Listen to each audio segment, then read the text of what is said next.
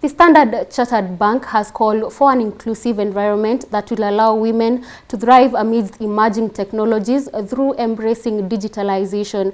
According to Standard Chartered Bank's head of transaction banking, Makabelo Malumane, presently women are underrepresented in ICT-related jobs, top management and academic careers, with about 30% of job holders being women. Speaking during the launch of the Standard Chartered Cohort 5 Incubation program themed Advancing Global Trends in Women-Owned Businesses, Makabelo called for improvement of access to finance in these businesses and provision of right tools to open up opportunities for women in digital spaces. The 4-year-old program has seen at least 40 women-led businesses growing and 20 outstanding startups benefiting from immersive learning, mentorship, capacity building, and seed funding to a tune of 1 million shillings. Standard Chartered says over 75% of innovations in different cohorts have attracted funding from development partners and equity investors, which range from about 6,000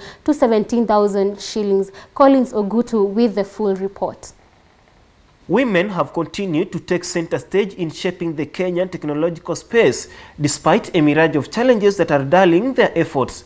To address the prevailing challenges faced by women in technology, Standard Chartered Bank, in partnership with IB's Africa Strathmore University, has launched the 5th cohort of the Women in Tech Incubator program. Through the program, Standard Chartered hopes to champion more diversity in technology and more opportunities for women to develop entrepreneurial and leadership excellence.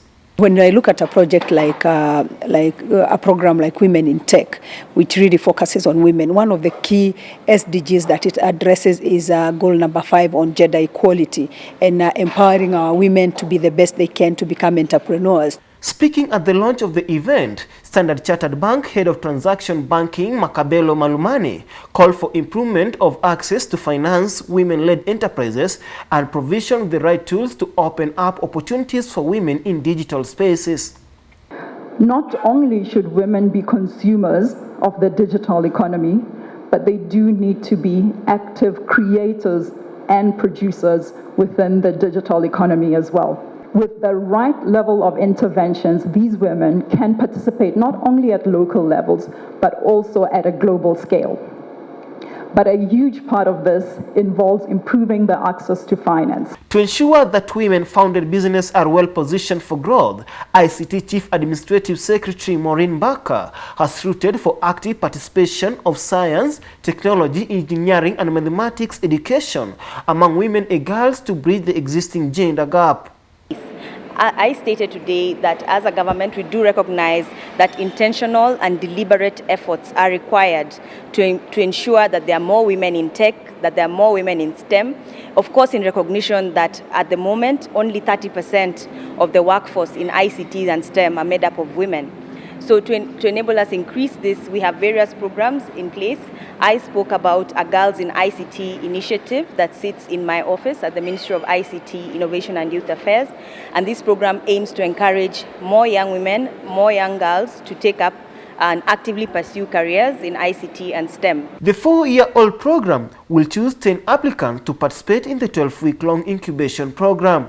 Since its launch, 41 businesses have gone through the program, with 20 outstanding startups benefiting from seed funding of 1 million shillings.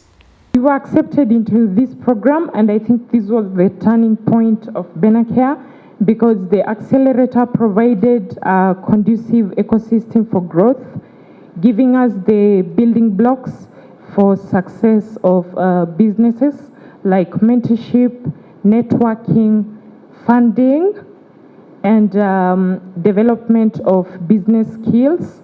And most importantly, it also was a gateway to getting clients within the accelerator and without. Qualified entrepreneurs will get expert training in the areas of idea conceptualization, strategy formulation, and market, which is key in moving the business from incubation to sustainable ventures. For Metropole TV, I'm Collins Ogutu.